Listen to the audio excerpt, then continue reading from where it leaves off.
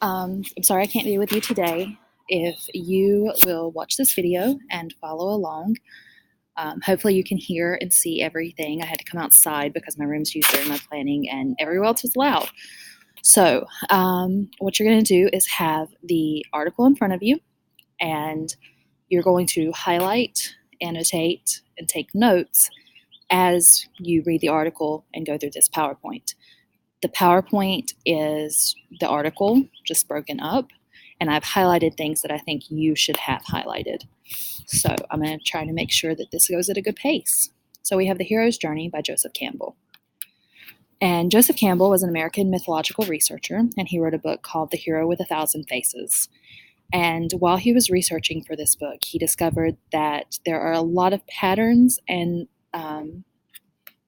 commonalities running through the hero myth and stories from around the world. And he discovered that there's several basic stages that almost every hero quest goes through. And people all over the world and on all different time periods use this pattern. And he calls this structure the monomyth. That's a really important term. Make sure you make a note that this is a monomyth. And people like George Lucas here used the monomyth in his Star Wars stories. J.K. Rowling uses the monomyth structure. I'm sure those Percy Jackson videos, that books that y'all are all so fascinated with, probably follow the monomyth structure as well. And we'll see other examples as we go through this article. So the first stage of the monomyth is the ordinary world. And the hero exists in a world. It's considered ordinary and uneventful by everybody who lives there.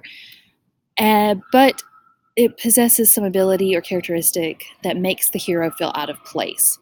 So, for example, in The Wizard of Oz, Dorothy felt very out of place in Kansas because she dreamed of a much bigger world. The Hobbit, Simba, felt very out of place on Pride Rock. You've got Moana here, who felt very out of place on her island. So pretty much any movie or book you read, if it's got a hero, they probably feel out of place.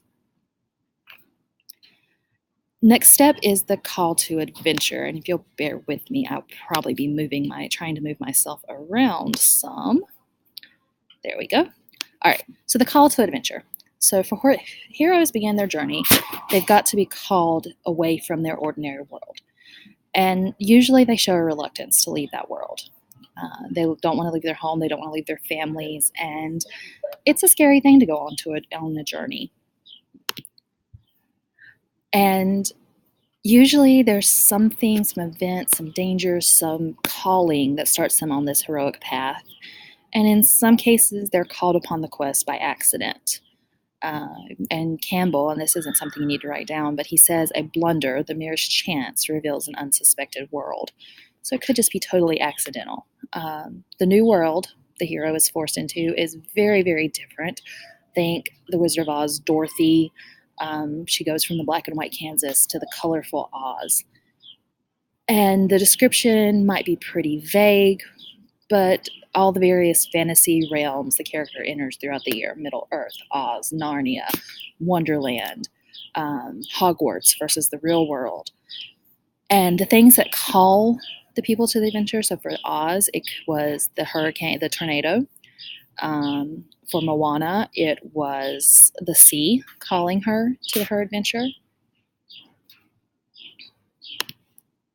All right, and then the next stage we have is the refusal of the quest. So during the call to adventure, they're usually giving a task or something that they have to complete. Think about the heroes that you studied for your pre-reading, Jason, Theseus, Perseus. They're all giving a task they have to complete.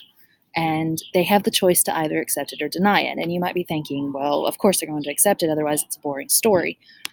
But sometimes they deny it. And if they deny it, then it's all trouble, and we explore the ideas of what happens when you deny it. But the most exciting stories are the ones where they don't deny it and they accept it.